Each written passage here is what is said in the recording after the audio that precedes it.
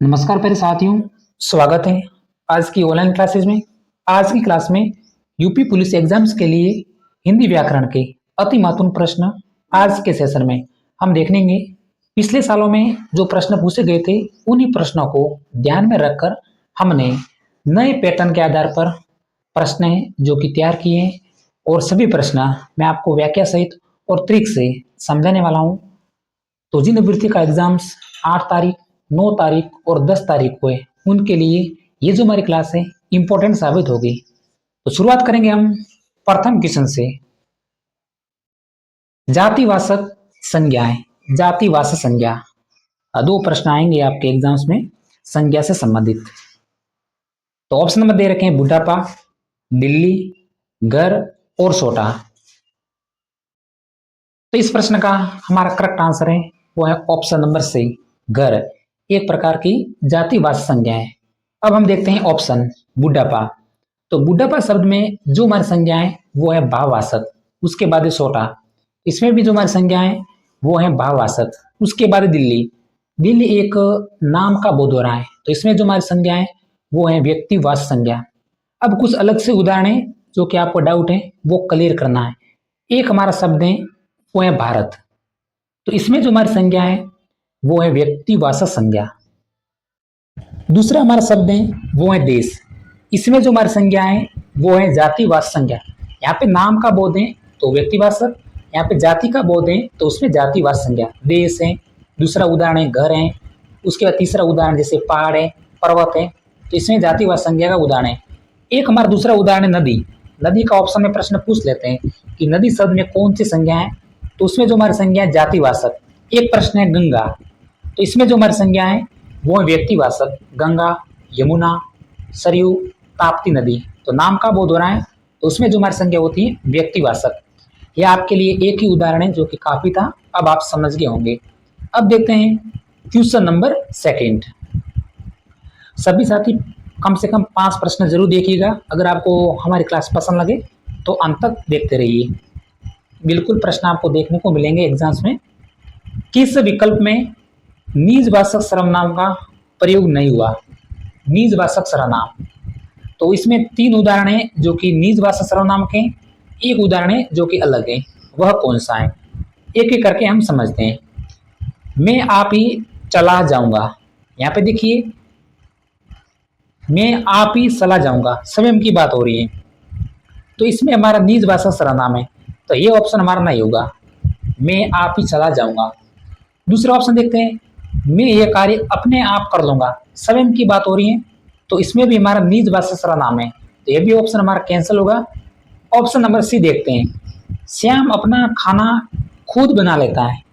श्याम अपना खाना खुद बना लेता है, देखिए खुद बना लेता है और अपना, इसमें भी निजता का बोध है और स्वयं की बात हो रही है, निजवाचक सर्वनाम नहीं है। अब देखते हैं ऑप्शन नंबर डी, आप कहेंगे तो ही बैठूंगा। देखिए आप शब्द, तो ये हमारा बिल्कुल करेक्ट आंसर है, निजवाचक सर्वनाम का उदाहरण नहीं है।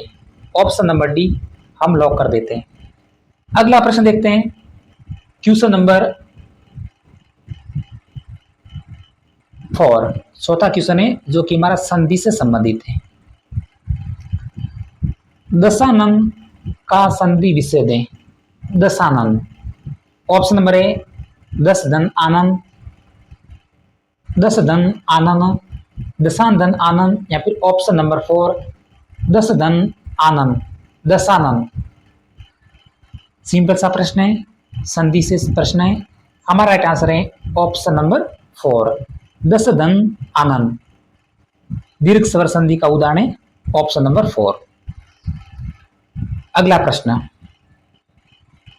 प्रश्न संख्या 5 देख सकते हैं स्क्रीन पे, जो कि वर्तनी की दृष्टि से शुद्ध शब्द कौन सा है? निम्नलिखित में से किस शब्द की वर्तनी है जो कि हमारी शुद्ध है? ऑप्शन नंबर 1 करके देखते हैं। ऑप्शन नंबर आप देख लीजिए और आपको शुद्ध शब्द है जो कि बताना है। तो इस प्रश्न का हमारा करेक्ट आंसर है वो है ऑप्शन नंबर डी, सन्यासी। ये एक प्रकार का शुद्ध शब्द है। अब हम देखते हैं अलग, जैसे उज्जवल, ये हमारा शुद्ध शब्द है। इसमें जो ज की मात्रा दोनों होती हैं वो छोटी होती हैं, थोड़ा सा ध्यान रखना है आप सभी साथियों को। उसके बाद है त्योहार, यो की मात्रा एक ही होती है और ये हमारा शुद्ध शब्द है। उसके बाद तिथि है, आशीर्वाद है।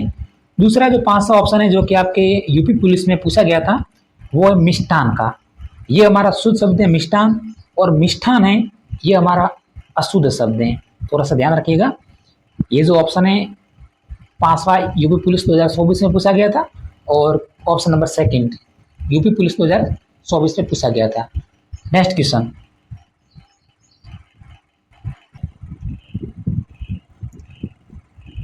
जिस समास के दोनों पद प्रधान हो वह कहलाता है। दोनों पद प्रधान, द्विगु, द्वंद्व, बहुब्री या फिर तत्पुरुष समास। तो वह समास जिसमें पहला पद प्रधान होता है वो होता है हमारा अविभाव। जिसमें दोनों पद प्रधान होते हैं वो होते हैं द्वंद्व समास। ऑप्शन नंबर बी है हमारा राइट आंसर है। और वह समास जिसमें अन्य पद प्रधान होता है वो होता है हमारा बहुव्रीहि समास। अगला प्रश्न, प्रश्न संख्या 7,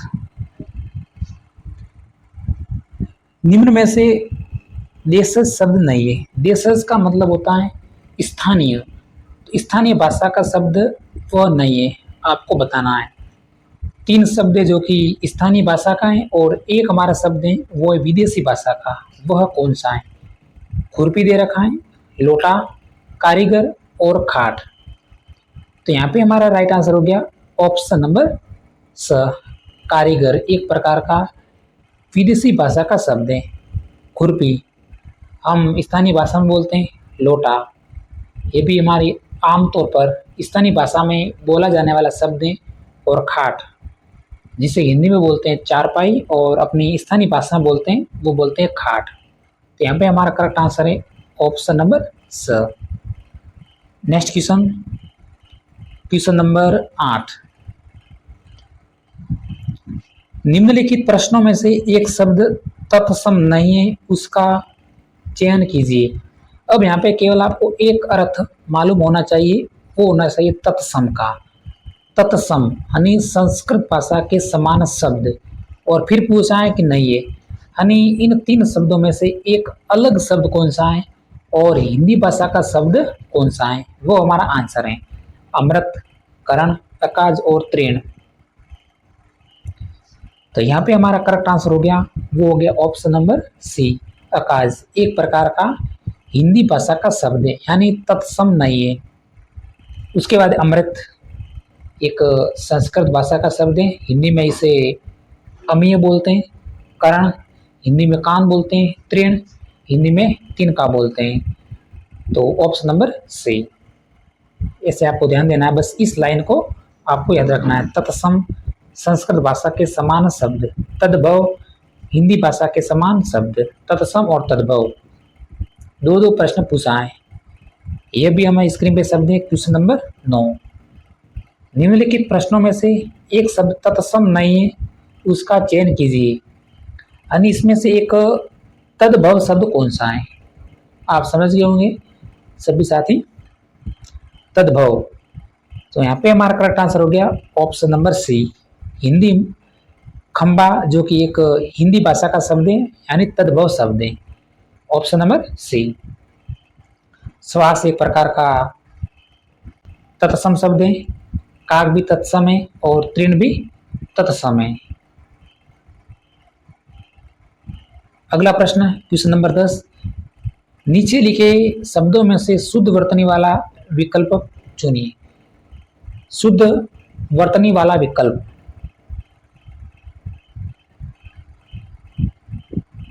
तो यहाँ पे जो हमारा करेक्ट आंसर है ऑप्शन नंबर बी, ये हमारे एक प्रकार का शुद्ध वर्तनी वाला विकल्प है यानी शब्द है। ऑप्शन नंबर बी, अतिथि, दोनों मात्रा होती वो होती है सोटी। तो ये हमारा शुद्ध है। अगला प्रश्न, प्रश्न संख्या 11, नीचे लिखे शब्दों में से अशुद्ध वर्तनी वाला विकल्प चुनिए। अशुद्ध वर्तनी वाला विकल्प, बीमार, भगीरथ, भागरथी और बीमार। तो यहाँ पे अशुद्ध वर्तनी वाला विकल्प है वो है हमारा ऑप्शन नंबर डी, बीमार। ये हमारा शुद्ध शब्द है।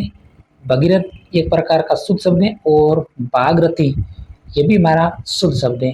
तो ऑप्शन नंबर डी है जो हमारा करेक्ट आंसर है। अगला प्रश्न देखते हैं, प्रश्न संख्या 12। प्रयोग रचना के आधार पर वाक्य के भेद। तो प्रयोग रचना के आधार पर वाक्य के भेद होते हैं वो होते हैं 3, सरल वाक्य, साधारण वाक्य और मिश्र वाक्य। Option number B. अगला प्रश्न, प्रश्न संख्या 13। संकल्प शब्द में उपसर्ग कौन सा है? उपसर्ग और प्रत्यय दो प्रश्न आएंगे। तो संकल्प शब्द में उपसर्ग, तो इसमें जो हमारा उपसर्ग है वो है ऑप्शन नंबर बी, सम। अगला प्रश्न, भाषा का अंतिम कौशल कौन सा है? भाषा का अंतिम कौशल, तो भाषा के 4 कौशल होते हैं, सुनना, बोलना, पढ़ना और लिखना। तो अंतिम कौशल है वो होता है हमारा लिखना। प्रथम कौशल सुनना, भाषा का दूसरा कौशल सुबोपाली, दूसरा कौशल होता है वो होता है बोलना, तीसरा कौशल होता है वो होता है पढ़ना और भाषा का अंतिम कौशल होता है वो होता है लिखना। आपको एक ट्रिक है जो कि याद रखनी है, सुबोपाली। सुबोपाली इस तरीके को आपको याद रखना है। भाषा के कौशल सु से सुनना, बो से बोलना, प से पढ़ना और ली से लिखना। प्रश्न संख्या 15। बदस्तूर शब्द में उपसर्ग, बदस्तूर शब्द में उपसर्ग कौन सा है? बदस्तूर, तो इसमें जो हमारा उपसर्ग है वो है ऑप्शन नंबर डी, बद। ये हमारा करेक्ट आंसर है। अगला प्रश्न, प्रश्न संख्या 16। खिलौना शब्द में प्रत्यय कौन सा है? खिलौना शब्द में प्रत्यय, तो प्रत्यय की अगर आपको परिभाषा याद है तो इसके आंसर भी आप बता सकते हैं। मूल शब्द के अंत में जुड़कर नए शब्दों का निर्माण करने वाले शब्दांश हैं वो हमारे प्रत्यय कहलाते हैं। तो खिलौना शब्द में जो हमारा प्रत्यय है वो है ओना, ऑप्शन नंबर सी। अगला प्रश्न, निम्न में से कृषाणु शब्द का पर्यायवाची शब्द, कृषाणु, कृषाणु का पर्यायवाची शब्द अनल, अनिल, पुत्री या फिर वायु।